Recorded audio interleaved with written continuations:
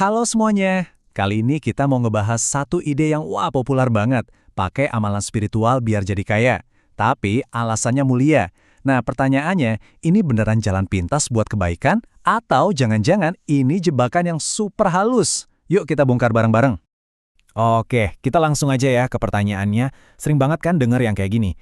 Boleh nggak sih saya zikir ribuan kali? Niatnya biar kaya raya, biar nanti bisa sedekah lebih banyak, bangun masjid, bantu orang. Kalau didengar sekilas, niatnya mulia banget ya. Tapi, apa benar mekanismenya sesimpel itu? Ini dia roadmap bahasan kita. Kita mulai dari kenapa sih pengen kaya, terus jebakannya apa aja, bedanya banyak sama berkah, gimana cara ngukur niat, dan terakhir, senjata sejati kita tuh apa? Oke, bagian pertama. Kenapa sih keinginan jadi kaya demi Tuhan ini kok kayaknya menarik banget? Nah, jawabannya itu ada di sesuatu yang disebut 3K.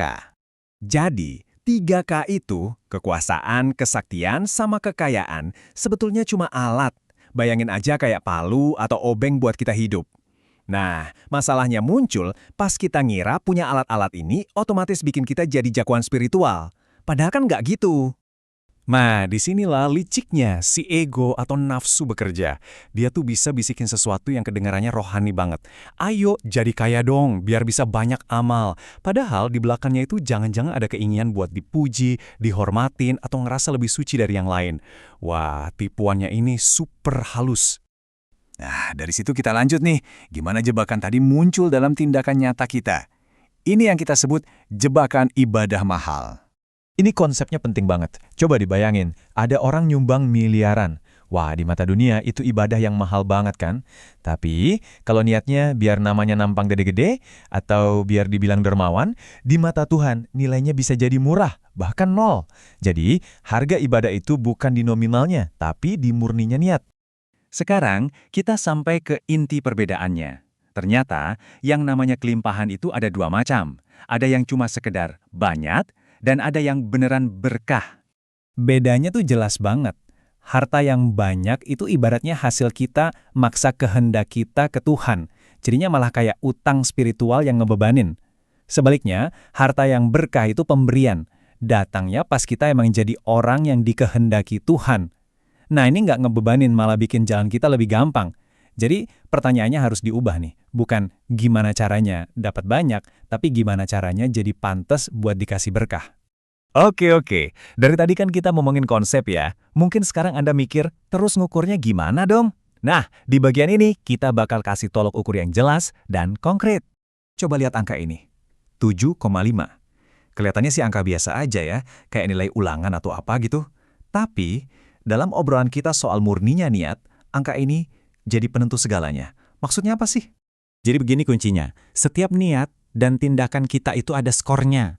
Biar bisa diterima dan punya nilai spiritual, skor murninya harus minimal 7,5.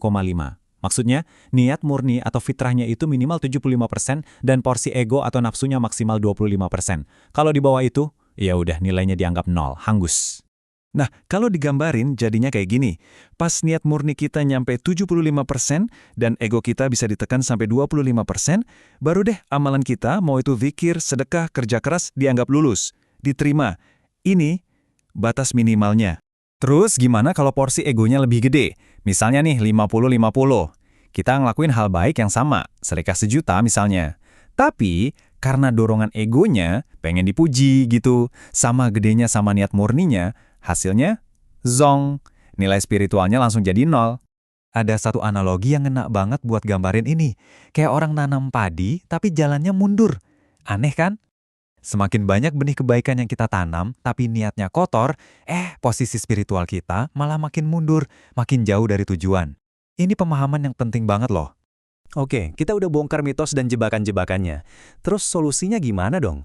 Apa alat yang benar-benar kita butuhin? Yuk kita masuk ke bagian terakhir yang paling penting. Nah, ini nih yang mengubah segalanya. Kita kan sering mikir, nanti deh syukurnya kalau udah kaya. Paradigma ini harus dibalik total. Syukur yang beneran itu justru dimulai dari hal-hal paling dasar yang sering kita lupain.